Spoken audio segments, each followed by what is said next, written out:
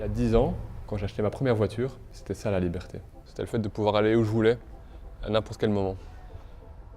On se rend compte petit à petit qu'avoir une voiture, en fait, aujourd'hui, c'est plus du tout une liberté, c'est l'inverse. On est coincé dans les bouchons, on a des frais chaque année qui nous tombent dessus auxquels on ne s'attendait pas.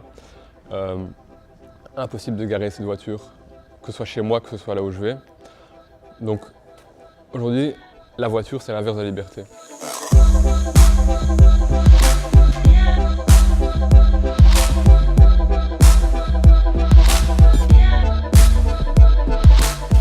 Billy sont des vélos électriques en libre service.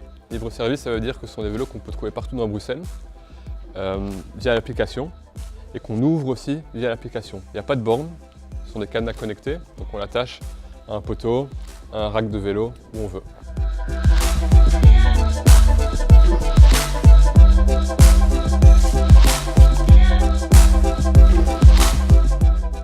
Quasi comme un vélo privé. On a la sensation d'avoir le vélo comme si c'était le nôtre.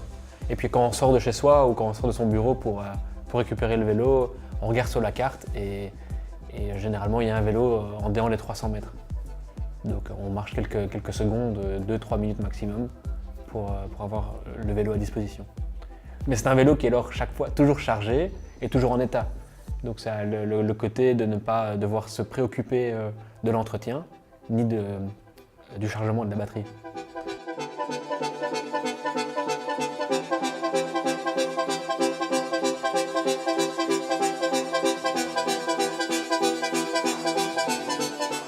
On est un des premiers services au monde de vélos électriques partagés, dit en free floating.